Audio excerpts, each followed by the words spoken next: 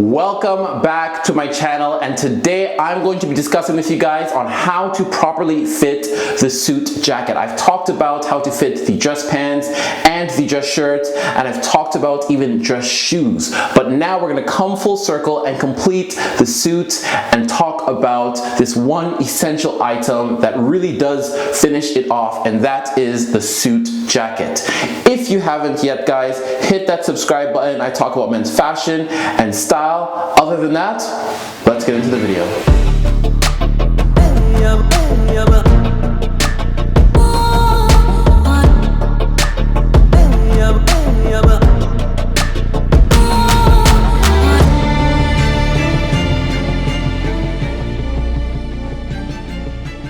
The shoulder area of the suit jacket should lay flat on the shoulders and match the silhouette of the shoulders nicely. If the shoulder seam lays too low and is too large, the shoulder area will sag and droop around that shoulder seam and affect the way the arm drapes as well.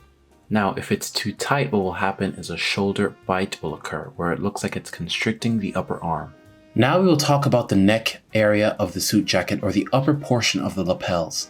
Now this particular lapel is called the notch lapel and has the notable sideways V-like indentation.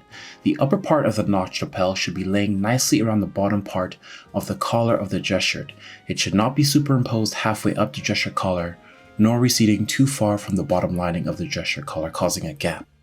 It should look natural and follow your body, as it'll be one of the more apparent places if the suit does not fit very well.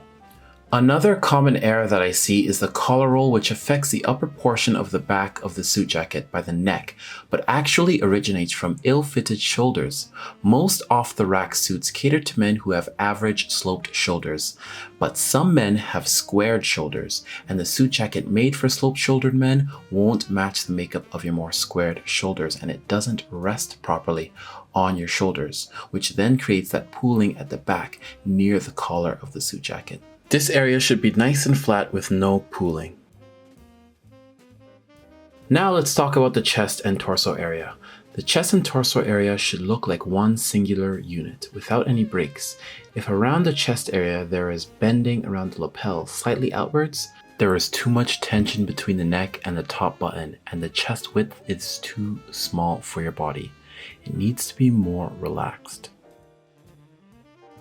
Now, if this area is too large, you will notice the armpit area to be very baggy and a lot of loose fabric around there. You want this area to be nice and fitted. This is a critical area to get right, as it makes up the major area of the suit for a nice taper. Now we're going to talk about the button stands. This is a very important area to get right, as it can help dictate many things. It can affect the appearance of the lapels depending on how low or high it stands, or it could give the perception of where the middle of the waistline sits, and can also influence how tall you appear. Another integral part of this is the lapel gorge. The lapel gorge is the part where the collar of the suit jacket and the lapel of the suit jacket meet. The higher the lapel gorge, the broader your chest will look. This is because the widest part of the lapel is higher up your body, and it'll also make you look much taller, as it'll put more attention and emphasis on that area. This, in tango with a lower button stance, will work really nice for men with stumpier torsos, creating a longer appearance from the gorge to the button stance, giving an elongated look. Now, button stance right on the waistline fits with most average sized men and proportional body types. I would stay clear of this if your legs are shorter or not proportioned with your torso, as this button stance can exaggerate your torso too much relative to your lower body. Now, with a higher button stance, this can shorten the torso, and so if you have shorter legs, can give the illusion of a higher waistline and even you out more. And a quick tip for doing up the button of the suit jacket is to always remember the top button can be done or undone, but the bottom button must always be undone. If you button the bottom button, it will strain the fabric of the suit jacket and not complement your body very well.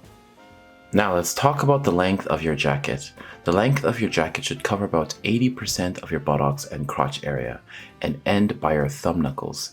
You don't want it to look like a gown and be too long, nor do you want it to be too short to reveal too much of the pants. The sleeve of the suit jacket should drop enough to where about either a minimum of 1/4 and at a maximum a half of the dress shirt cuff to be revealed. I personally prefer 1/4 of the cuff to be revealed. when wearing my suits. You don't want a majority of the cuff of the dress shirt to show, as this can take away from the fit look of the suit and indicates that the suit jacket is probably too small. But you also don't want it to completely cover the cuff of the dress shirt, as this will look oversized and potentially hide any accessories you have on your wrists. You also want to make sure the fabric around your arms fit nicely, as this is a critical area of motion and will affect the shoulders as well. Thank you guys ever so much for watching to the end of the video. Now you know the principles on how to properly fit the suit jacket. If you haven't, watch my other videos on the dress pants and the dress shirt, as this is going to fully encapsulate on how to properly wear the suit and even the dress shoes. If you haven't yet, guys, make sure you hit that subscribe button, like, comment, share with all your friends, and I will see you again.